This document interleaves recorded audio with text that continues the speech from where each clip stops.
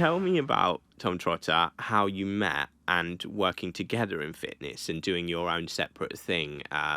Do you guys feel like sometimes you spend too much time together, and how do you work together and be together but still carve out your own separate lives and personalities? Yeah, no, that's really a valid question, actually, because we are in the same bubble, the same industry, and it can some people find that quite intense. So we met back in the day. I think it was, how old was I? I think like one of those house parties. I think I was 16, 17, very young. He was the Isle of Wight boys. He was he came on land, as he would say, because they always saw like the land being this big thing from the Isle of Wight. So I met him through there, and then I guess over years, like he went to he always had a rugby background, I had a dance background, so it's all quite similar in the sense of like you were used to the routine of having discipline, have that fitness within you from a very early age. So I guess that's probably where we clicked from the beginning, because we had that kind of passion, which I always found very what's the word? Inspiring in someone. Yeah, absolutely. Yeah. And then as we got older, so I think it was when he went to Australia in my second year of college. So he went there for about a year. I went out, so I didn't see him for like 8 months, which is a very long time. Yeah. I mean, I was very busy and very occupied, which is probably very good. Of course. But then when I went over to Australia, they are obviously a huge fitness scene there. Like it's an incredible place if you're in that kind of world. And obviously he slotted in very easily, and then after the Australia trip kind of thing, and that's when we got into more of the fitness in a non-rugby dance kind of focus, if that makes sense, more of like a general kind of, I don't know, doing the more PT kind of side of things. And then like I said, when we got into the COVID world, when it became more of a online fitness was huge, and still is massive. He went down the one-to-one route, and I went to more like the class-based stuff.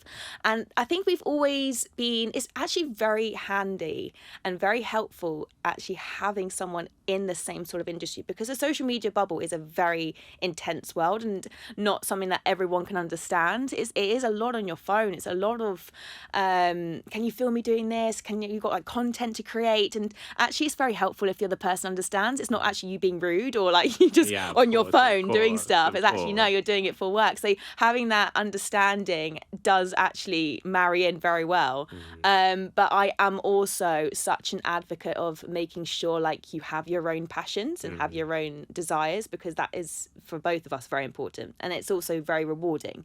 You can also share things together, but also having your own growth is very, very important. I feel that's something that is, when you're relying on someone else too much, then that can take away a bit of you. It sounds quite deep, doesn't it? But you want to have your own personal development as well as doing it together. So in all honesty, we are very much in the same bubble. We spend a lot of time together, but sometimes I don't see him for the whole day, and I might be in the same house. Yeah. Which is a good thing. Exactly. It's a good thing to have your space and then come together. Absolutely. So I am being very honest. I can't say too much that is against the whole thing, if you put it that way. Well, that's good. So that's a good thing. That's a good sign. We're on another day. It's a good sign. And obviously, you were on a TV show together, which you won. Oh my goodness. I had to bring it up. I know it's like buried in there. Buried. Everyone started looking. Where were they? How long ago was that? I actually don't know what year that was in. That must have been like, oh my gosh, I really can't think. It must have been about, I don't actually know. That's horrendous. A fair few years ago, put it that way. But that was a very, very interesting experience. Like, I think that all happened very quickly. And it happened in the sense of like, I don't know, someone messaged us saying, oh, we're doing this TV show, do you want to come for an audition? We're like, yeah, okay. It's just in London, obviously very close to us, and we're like, yeah, let's pop in.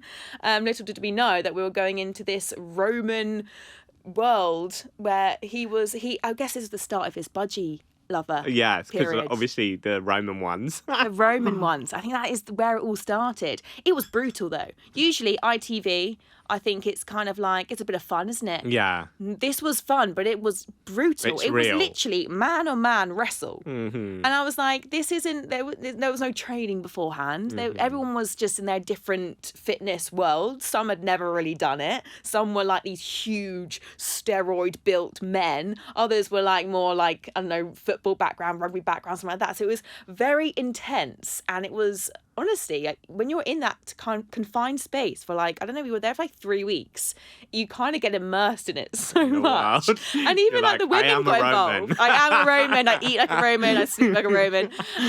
But that was actually a very interesting experience. And we did have cool little things afterwards, and we met a lot of people. I think that's probably when it started into the social media world properly, because that's where you meet brands and all that kind of stuff.